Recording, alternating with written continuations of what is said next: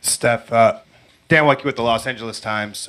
Both Steve and Clay said kind of the knowledge that it only really takes 2 minutes of really good basketball for you guys to get into any game. That's what kind of keeps you guys locked in at half times. How much do you think that breaks opponents, kind of that they know that too, that in just 2 minutes everything can change?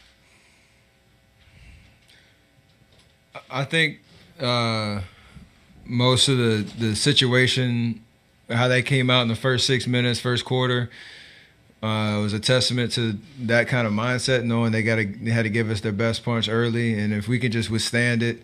We didn't execute well in the first half, so a lot of that was kind of our fault. But their intensity and their effort and physicality was pretty strong in that first half, and we just had to weather the storm a little bit, especially in this building. And it is a full 48-minute game, and for us to have the firepower to kind of turn the momentum to our side, pretty quickly. Get some stops, make some shots, and start to feel a little good, a little bit better about ourselves. It was a fun night all the way around. Obviously stressful, but fun. Steph, two for you. Mark Schwartz, ESPN. First of all, given how you did everything in the book that Steve didn't want you to do, including foul them every time in the first minute and turning it over so much, how do you avoid feeling like, man, this might not be our night, maybe we aren't going to win this game? I don't know. I mean, that as a competitor, you'd hope that thought never really creeps in, especially in a moment like a Game 7 where there's still time on the clock, there's still opportunities to change the momentum.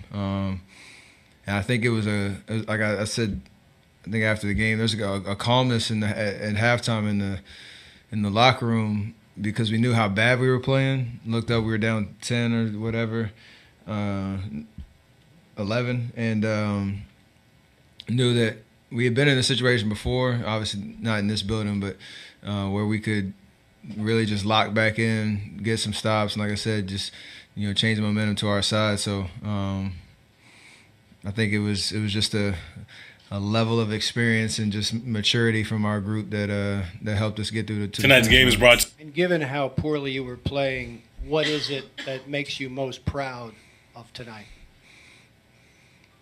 There was a moment in the first half, I think Draymond turned it over to James on the transition. He got a dunk, and that's a point where you can have guys doing a lot of finger pointing and blaming and getting in their feelings. But there was a moment during that timeout after Coach called it where it was just really productive. Everybody was like, let's just move on. Like, we get it together, find a way to get through this little rough patch and just find ourselves. It just took a while. So I think that moment, we could have splintered, to be honest. It could have been a moment like where guys went their separate ways, but I think the way that we fought all year, and the way that this team is built with the chemistry we have, that got us through that little rough patch, and I think we use that to our advantage. Hey, Steph, Mark Medina, Bay Area News Group. When you look at the first half, what were the things that you think contributed to your shots not falling right away, and then what kind of fueled that kind of run that you usually have in the second half? They say 2 basketballs can fit inside the hoop at one time. That's kind of how big they are, and for some reason I couldn't figure it out. And then eventually kept shooting the same shots and they go in. So it sound like a broken record, but I never lose confidence in myself. Almost have a sense of like amnesia when you get out there. If you have a shot, take it. Don't even worry about what's happened up until that point. And third quarter was great again tonight. So. Glad I finally figured it out. Hi, Curry here. Joana from TV Global from Brazil. Is there a magic between you and the third quarter? I don't know. I mean, obviously I've been playing well in the third quarter of this series, and it's a point where, like I always say, it's a full 48-minute game, and you got to have endurance, you got to have resiliency, you got to have confidence in yourself no matter how the game's gone up until that point that you can turn around. and it's been great to come out of the locker room kind of focused, locked in,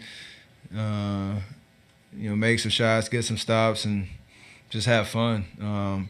And obviously, thankfully tonight, with the way the first half went, it was like clockwork, so it was good. And I just saw you in the hallway. You were holding one of your daughters, and you were like this. And can you share your thoughts at this moment? This is a special moment. This is we talked about it leaving this building after Game 5. This was a part of our story that we hadn't been through before. Our backs against the wall, not having home court advantage, needing to win 2 games to keep ourselves alive, and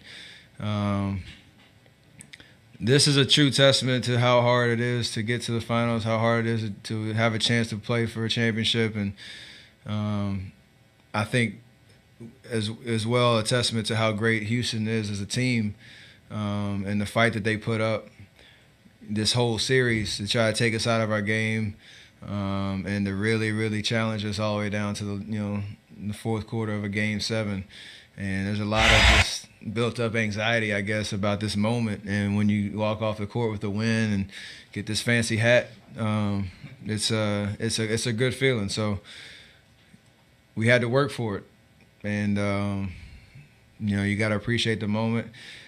Somebody asked, just 4 years in a row, getting to the finals, do you appreciate it? And yes, because it's really hard. And so all the smiles and embraces you have with your teammates, your coaches, is well deserved.